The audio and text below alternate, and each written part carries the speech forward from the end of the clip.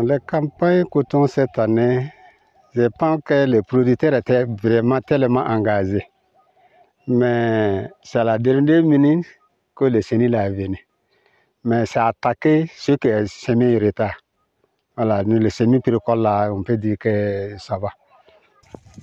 Tombe yun kanga yin po yun kanga yin lamda pa yesu me ba han kemi tum trate me la pa yesu me ya mon yoga kemi sam lamda yun kanga mama na nora ayopo ya pas sacré.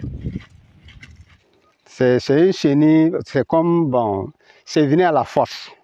C'est un chenil, mais les gens ne comprenaient pas que ça va venir comme ça. Ça surprit les producteurs, même les techniciens, peut-être même. Han pampe ayi kreme da lepkenken. Pas qui. Cette campagne particulièrement a été vraiment beaucoup éprouvante pour les producteurs et par rapport à une attaque sur le coton qui a vraiment impacté en tout cas et la production en tout cas du coton.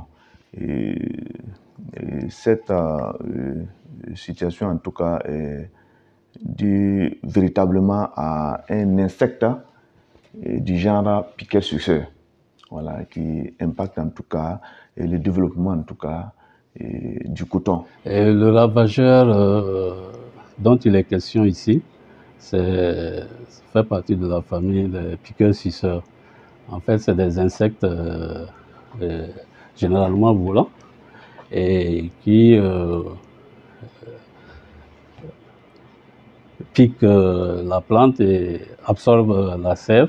Mais il se trouve que ce ravageur particulièrement, qu'on appelle jacide, inocule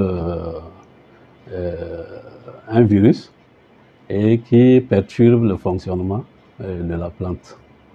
Mais il faut dire que non, cet insecte-là existait bien avant. Mais pour cette année, il faut dire, selon les résultats des chercheurs, de la recherche, il s'agit d'une variante que nous ne connaissions pas et qui a une très grande capacité de multiplication et une grande mobilité.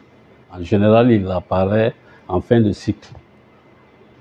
Et les produits dont nous disposons contrôlent assez bien lorsque il s'agissait de la variante bien connue de nos contrées.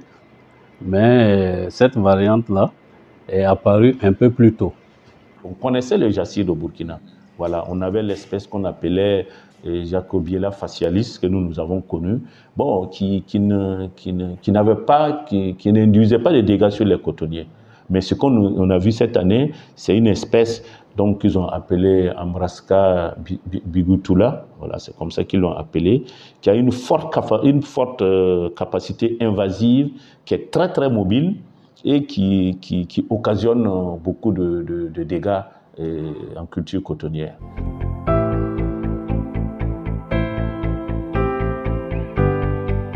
Les semis tardifs ont été beaucoup plus impactés que les semis précoces qui avaient déjà atteint un stade où le produit de troisième fenêtre, ce que nous appelons les produits de troisième fenêtre, c'est des produits adaptés à la gestion de ce type de ravageurs, les piqueurs-suceurs, voilà, avaient déjà été appliqués.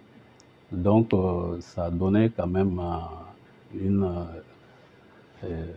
capacité à ces parcelles qui ont bénéficié de ces traitements-là de pouvoir s'en sortir. Mais les parcelles qui ont été semées tardivement, notamment les parcelles semées dans le mois de juillet, ont été très impactées parce que l'évolution du cycle était telle que ces produits ne devraient pas intervenir. Ceux qui semé péricole là, ils ont eu un peu la sang et ils vont récolter. Mais ceux qui semé retard là, c'est là-bas le problème. Ça souvent. Et t'as et qu'on a nasé. Là, ils ont ça mot de patron la banque. Bon, il y a une navire là. N'a pas ça que n'a yo. En temps normal, si bon, il y a des années que si c'est d'année bon, j'ai gagné 2 tonnes en l'état. soit 1 tonne 800, 1 tonne 900. Mais avec cette année-là, on n'a pas fini les récoltes, on ne peut pas savoir. Les estimations faites tout récemment nous ramènent autour de 23 000 tonnes attendues en matière de production de coton pour la région cotonnière. Et la campagne antérieure, il faut le dire, on était autour de 29 000 tonnes de réaliser. Donc on a autour un gap de 6 000 tonnes. Suite à ce problème, les chercheurs de la sous-région qui font partie du programme du PRPICA se sont réunis à Lomé du 13 donc, au 16 novembre pour se pencher sur la question. Il ressort clairement que c'est quand même un problème qu'il faut prendre à bras le corps parce qu'on a vu les impacts cette année.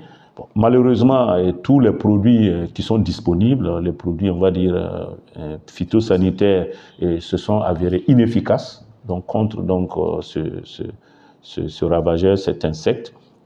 Heureusement, on a trouvé des produits, 3 ou 4 produits là, qui sont efficaces, qui malheureusement ne sont pas homologués d'abord. Donc, on est dans un processus où il va falloir, si on veut rassurer donc, les producteurs agricoles pour la suite, il va falloir demander des dérogations pour utiliser ces produits à très court terme en attendant que le processus d'homologation de ces produits aboutisse.